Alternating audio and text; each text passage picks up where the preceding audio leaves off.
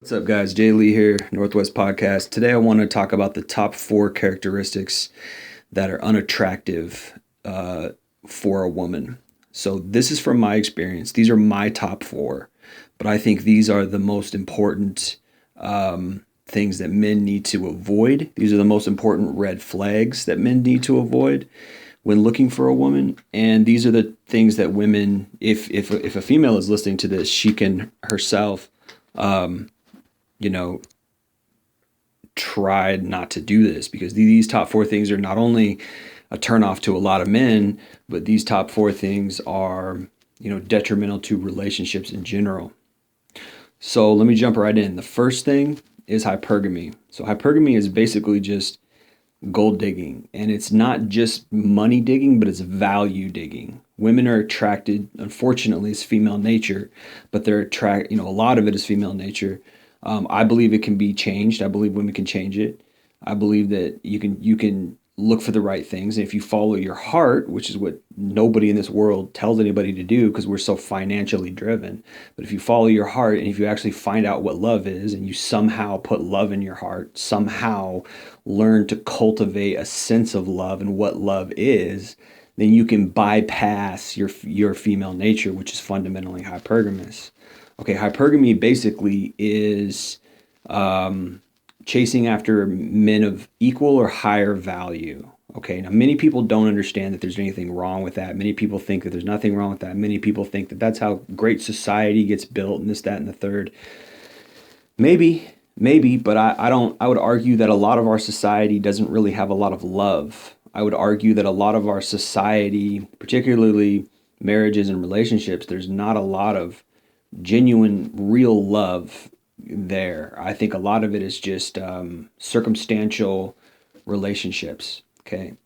Basically, just like, oh, you've got a nice house, you seem attractive enough, you're a decent enough human being, you have a decent enough, personality. Let's get married. Let's hook up. Well, that's good. Those things are good. I'm not talking down those things, but unfortunately, those things don't necessarily equate to love. Okay.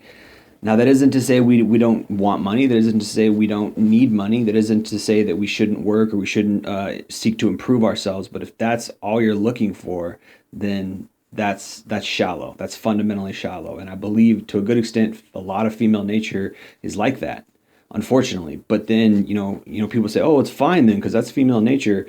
No, it's not fine because we have 60+% divorce rate. Okay. No, it's not fine because there's domestic violence through the roof. No, it's not fine because people are very unhappy and et cetera, et cetera. So if you're only seeking for value, if you're only seeking for money, then there's a real problem there. And like I said, we need to learn how to love, and we need to teach.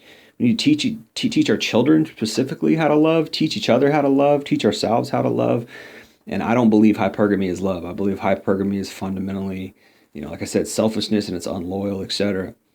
So to me, that's a turnoff when a girl is hypergamous. And unfortunately, so much of what we do, men have to impress girls. So we have to I got to have the car, I got to have the house, or else I'm not going to get the girl. And that's unfortunate, because loyalty is something beautiful. And I think loyalty is something that's rare. And if you're only seeking a guy of high value, you're not really looking to be loyal to anyone. You're really looking to just collect your prize and collect the man who's the highest value. And then if he somehow loses that value, such as if he loses his job or he loses his financial situation or he loses whatever great value you saw in him, whether you thought he was so confident, and all of a sudden something happens, he gets in a car accident or something, and all of a sudden his whole confidence is gone. He's shaken person. He has PTSD and he's got depression, and this stuff happens, right? And so then the value that you used to see in him is gone, and then you leave because you don't fundamentally have love. You just fundamentally had fulfilled your hypergamy. You see how that works? So that's number one. To me, that's very unattractive, and I see that the most. Hypergamy is something that I see the most in women, and it's something that's latent. It's a latent trait. It's a latent characteristic. It's a latent nature that doesn't necessarily always show itself, but when you are it's subtle when you're dating or when you get into the dating game, then you realize, oh shit, hypergamy is a big drive for women. Hypergamy is a big drive, and it's something that just always turned me off. I don't want that at all. Not to say I'm not trying to improve myself. I am. It's a paradox. On the one hand, I'm trying to improve myself. On the other hand, I don't want a woman who wants me because I'm great or I'm this and that. It's shallow, and I can sense it. I can tell. There's certain tells, there's certain giveaways, and guys can sense it. And I hope guys in general wake up to that, wake up to hypergamy. So that's the first thing. The second thing is having poor character and bad attitude. I see this a lot because of gynocentrism, because women are not given checks and balances in society for the most part, because they're not held to the same standards as men, because feminism and oppression propaganda, oppression, idealism, they're not held to the same standards and accountability as men are. Therefore, they have poor character and they have a bad attitude. They don't need to. No one's gonna, if they talk crap, no one can hit them because people say, "Oh, you're not supposed to hit a woman." Well, really, you shouldn't hit anybody. That's true. But however, with men, if we talk crap, if we act bad, if we act out of place, etc., it's very possible that some guy's going to smack us. It's very possible that somebody's going to punch us. Now, I'm not saying that doesn't happen between women, but women often don't respect men because they know that they can do anything to men, say anything to men, and most of the time the men aren't going to do anything, because if you do anything, then all of a sudden you're a misogynist, all of a sudden you're a woman beater, and everybody hates you and everybody wants to fight you and kill you. And that's our society, that's gynocentrism. That's what our society is. So a lot of times, because of this, women have poor character, they have a bad attitude, they know they can get away with it, they know men are, totally, enabling them to be crappy, and they don't have to have any character or any values or even a positive personality, because most guys will just jump into a relationship with them simply because guys want pussy, and that's our fault as men. That is our fault. Just because we want sex, we shouldn't jump into a relationship. So stop rewarding bad behavior. But I don't believe that women are held to any accountability or held to any general social standard for their character and their attitude. However, again, guys, we need to uplift ourselves. We need to have higher standards. This is one of the biggest things for me. If she has a poor character or if she has a bad attitude, it doesn't necessarily mean, oh, if her room's not clean. That's not necessarily what I mean. A character is who you are in the dark. Character is how you treat other people. A character is, how, are you a liar? Are you shady? Are you honest? Do you have transparency? Do you tell the truth? That's character. Look it up. There's great books on character out there. So having a good character is imperative. It's very, very important if you want to get into a relationship with a woman. It's very, very important that she has a quality character and a good attitude. A bad attitude is bad too. Just because she goes to work every day, just because she has a clean house, she could have good cleaning character. She could have good work ethic, which is part of your character, and all those things are good. But if she has a bad attitude, then it kind of ruins everything.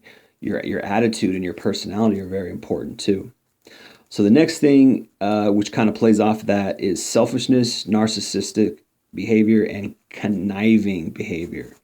Okay, if she's selfish, if she's narcissistic, if she's conniving, very difficult to love a woman, very difficult to get along with a woman, very difficult to, even have a relationship with somebody, because 9 times out of 10, a woman who's selfish, narcissistic, and conniving is toxic.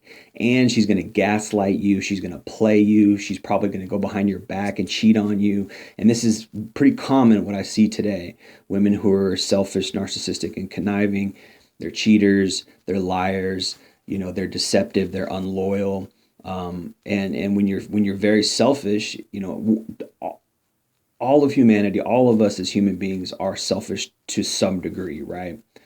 But when you're so selfish and narcissistic that you can't admit that you're wrong, you can't admit that you have a bad character, you can't admit that you need to change. You're angry a lot. You're combative. You don't get along with people. that can't work. That just can't work. And there's a lot of people out there like that because they don't, there's a lot of women out there like that because they don't have accountability. They don't have checks and balances. Any guy will date them just because they're good looking, just because they've got a pussy, and they know this, so they don't have to adapt. And the problem there is they really don't have to adapt because they can just find a guy who has money, and that's all their imperative is. And this plays into hypergamy, and it plays into them being gold diggers, them seeking a man of value, because all they have to do is find a guy with money. Okay, and I'm not saying a gold digger in the sense like, yeah, he's rich or whatever, just a guy who has his stuff together. They can live off that guy. So just because they're living in a house with a guy, etc., doesn't mean they don't. It doesn't mean they have a good character. It doesn't mean they're not selfish, narcissistic, and conniving, because they're allowed to be this way. 9 times out of 10, a guy can't be that way because he's got to go to work, because he's gotta be honest with his job. He's got to be honest and mostly upright with his career, etc., or else he might get fired, or else something bad might happen. So as men, we have to be on the level. A lot of times women can get away with that. So selfish, narcissistic conniving is something that I see a lot. Bad behavior, bad, toxic. Women are gaslighting men. They're succubus. They just suck they're just looking for the confidence in a man. They want to suck our lifeblood. They want to suck our male essence as power, and then they want to move on, right? They suck us of our essence, and then they move on, and then when we're no longer when they've betaized us and they've turned us into beta males, right? Then they no longer are attracted to us. And then they move on and leave us at our lowest point. And that's what a succubus is. And I believe that's all part of this selfish, narcissistic, conniving behavior. It's part and parcel with that. And the last one is promiscuity, which just ties right into everything. All these four are basically synergistic in most cases.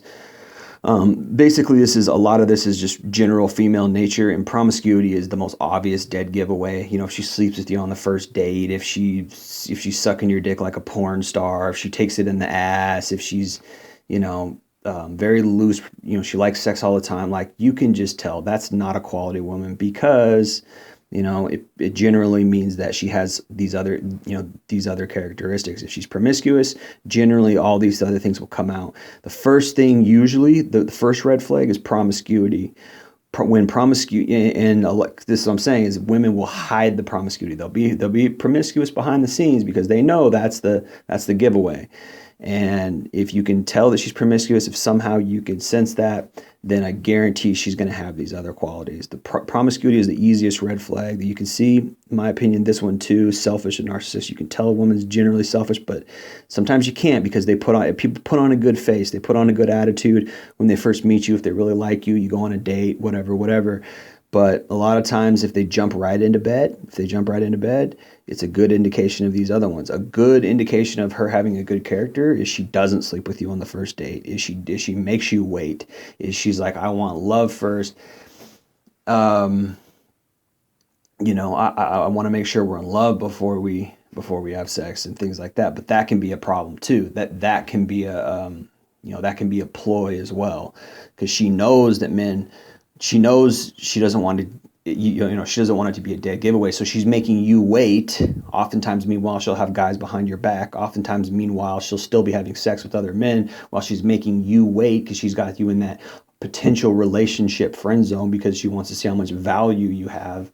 And this is fundamental predator behavior, man. This is female type predator behavior. She'll keep you in that box. She'll keep you in that friend zone while she's sleeping with other guys, or she won't sleep with other guys. Maybe she's past that time, so she'll keep you in that friend zone, whatever. And she acts like she wants love, whatever. But then, she wants sex too. And this is a problem, because women usually don't ever go without having sex. Women don't ever go without having sex. Men are the ones who have to go without having sex, because usually we have to earn sex. Men have to earn sex. Women are the ones who give sex. Women are the ones who, dangle sex in front of our face and use sex as a reward system, and it's usually a tool of manipulation. So it's very convoluted. It's very difficult. How do you know you really want to have a relationship with somebody if you don't have sex with them? Well, I don't know. You wait until you make sure they have a good character. Wait until you make sure that they have something going on upstairs and in their in their personality, etc., in their life, and then maybe you slowly ease into it, right? That would be a good way to do it. But so many people make this mistake by jumping right into sex. And again, if you're a young guy, it's a dead giveaway. If she's sleeping with you on the first date, second date, if she's sleeping with you within 1 or 2 weeks of meeting her, then that's a bad indication. And I used to say, when I was younger, I used to say, well, I don't want to be in the friend zone. If she's not sleeping with me, I'm going to move on. But that's because I only wanted sex. So ladies, if you're listening, and you want a guy for a real relationship, for real love, make him wait. But also, you have to earn it. You have to, as you're making him wait, you have to have something to live up to. You have to give him something to earn. I don't like using that word earn, but give him something to love. Make sure if you guys are in love first, give him something to love. Don't be all these other characteristics. Have quality characters. Be quality in your behavior, in your life, so that sex is something that's a part of the relationship. It's a big part of the relationship, but it's not the whole thing of the relationship, and it's not something that is mismanaged or used as a tool of manipulation or used as a reward system, etc. Sex is very positive. Sex is very good in a loving relationship, as long as you have something positive, to give the man, as long as you guys are in love and have a love-based relationship. Otherwise, guys, if you're listening to that, if you're listening, guys, this is probably a dead giveaway that she's going to have these other characteristics. She's toxic somehow if she's having sex. And unfortunately, when women get older, we know that she's been having sex out of relationships for years and years and years. And even if she's technically in a relationship, she's still having sex. Because even if, say, she's in a 2-year relationship or a 3-year relationship, women jump from relationship to relationship. I don't even trust that. If you're really in love with somebody, you're probably going to get married. And if you don't get married, then it's probably because one of you is like woke enough to realize not to get married, or something else is wrong. But if you haven't got married, it's probably a good thing that you haven't got married, because you're probably, something's wrong there. But if you have got married, it probably indicates that you guys are genuinely in love. And some people get married and just, never, obviously 50% of people get married and just never look back. So if you're in that category, you're in that group, then obviously you found love. So, make sure that strong bond is there. Make sure you have that love before you get into a super sexual type relationship. And, that's something that men and women both have to work on. But oftentimes women who are, older, they are jumping from relationship to relationship. I would say a lot of times women average 2-year relationships, 3-year relationships.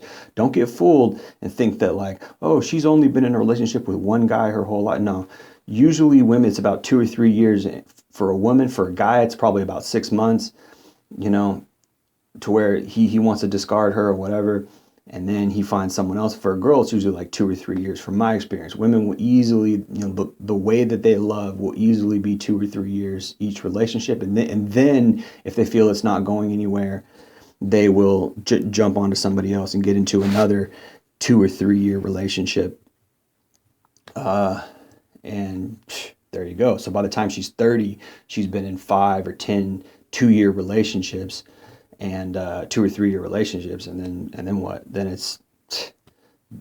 she's kind of used goods. And that's not to mention the times in between those relationships that she went and hooked up with other guys. That's not to mention times she cheated. So by the time she hits 30, 35, she could have 40, 50 lovers under her belt. So just because a girl's been in relationships, I'm always in a relationship, that doesn't mean she's not promiscuous, and that doesn't mean that she's not sleeping around. That doesn't mean she's not loose, and it doesn't mean like, oh, she's the relationship type. Yeah, sort of. I mean, she's got a main guy that she sees, and then she sees other guys on the side, or she sees other guys in between the main guys. There you go. So if she's in a relationship for 2 years and I need a break, and she spends a year just out having fun at the club, messing around with guys, and then she gets into another relationship for 2 or 3 years, then she has another year break messing around. Again, that accumulates over 5 or 10 years. She could be sleeping with 25, 30, 40, 50 guys. And by the time she gets to you, when she's age 30 and she's like, you know what, I'm really sick of this. I just really want to get married. I really want love. She's got 50 guys under her belt. So don't be fooled. Don't be fooled. Just because she wants to get in a relationship does not necessarily mean that she's not promiscuous. Anyway, so those are my top four. I'm going to end it there, but these are things to look out for guys and for women. If you're listening to this, you got to work on this, man. You got to get better. You got to put love in your heart. It's, oh, this guy's telling me, who's this guy? You know, I'm going to do what I want, and that's what feminism teaches women. I'm going to do whatever I want, and if you don't love me, then you're not a real man. I'm going to do whatever I want, and if you don't love me, then you're a misogynist, or you're part of the patriarchy, or you're a bigot. Woo, woo, woo. And like, no, we all need to earn love. We all need to be ready for love, and we all need to keep ourselves ready for love in whatever way. And you can't just go carte blanche and live your life and not work on your character. And I think it was Donovan Sharp. He said, you know, if a woman's been sleeping around by the time she's 16, 17, and then she hits the wall at 30, and then she stops sleeping around, her maturity age is going to be about 16, 17. So whatever age you start sleeping around is when your maturity kind of ends. And I think there's some truth to that, right? You stop growing and your maturity stops right when you start sleeping around, right when you start getting in these worthless relationships, because you don't need to work on yourself. You don't need to grow as a person. You don't need to be looking for love. And I don't think you have love in your heart when you're jumping from relationship to relationship. You're jumping from guy to guy. You're just having all this sex. I don't think you have love in your heart. I don't think you're a quality human being when you're doing that necessarily. I think that to a good extent, you're disrespecting your future partner, your future relationship. You're disrespecting your future love. And that goes for guys and girls. But it's easier for girls to sleep around. It's easier for girls to be in that scenario. Whereas guys, it's harder for us to just jump into sex. We got to work real hard at it. It takes us a long time. Some of us go 10 years without sex. Believe me, go ask. Go online, ask. I'm telling you, some guys go 10, 20 years without getting laid.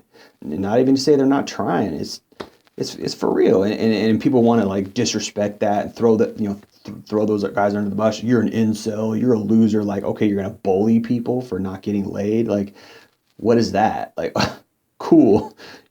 That's great. What else you want to do with them? You want to kill them? You want to exterminate them? You want to put all the incels in the gas chamber? I mean, like, come on. Like, okay, so the guy doesn't get laid. Who cares? Like, oh, you don't get laid, therefore you're a loser. Like, maybe, okay. Well, I think women who sleep around are losers. I think women who are promiscuous are losers. Straight up. So, tit for tat. So, but anyway, I think we all should be in a position where we are loving ourselves, loving others, waiting for love, knowing what love is, practicing love. Because without understanding real love, then we're just in this type of relationship where, oh, you got money, it's good. I like your relationship. Where we complement each other, we're living a good life, and it's like, yeah, but you don't love each other. Like, yeah, after a time period, you might grow to love that person. You might grow to like really appreciate them in a loving way, but you're not like, you're not in love with that person. I think so many people are really looking for this type of appreciative love where like everything's in common. We have so many things in common. Our lifestyles just fit. And it's like, that's not love, man. Like, okay, it's good that you have compatibility, sort of. But people, so many people have gotten caught up in this. I constantly hear people and talk to people who are getting caught up in this. Oh, we got to have things in common. We got to have these commonalities, this, that, and the third. And it's like I said, those things are good, but that doesn't necessarily mean you love somebody. Having things in common is not necessarily love. Okay? Love is a strong feeling of adoration. Love is a feeling you get. It's a strong feeling of you want to commit to somebody, you want to get to know them, you want to get to know their personality, etc. And it's good that somebody has a quality personality. Look for that. If you're going to look for anything in common, look for a personality that complements you. Look for someone's personality that supports you. Look for things like loyalty. Look for things like support. Look for things like positive attitude. Look for things like positive reinforcement. Does that person help you? Can you get along with that person? Do you have a bond with that person? That's how love is built. Love is built around a bond. It's an emotional bond. Love is built around an emotional bond, and love is built around a bond of inner qualities that you can mesh and match with that person. It's not necessarily built on outward things in common, like, oh, we both like baseball, let's get married. Like, that's retarded. That's totally stupid. Oh, we both like we both like dancing, let's get married. Like, no, that's not necessarily love, man. Love is, again, it's an inner feeling. It's when your heart is knit with somebody else's heart, and it's when you have positive inward characteristics that complement each other. That needs to happen. You have to have similar dispositions, or your dispositions complement each other.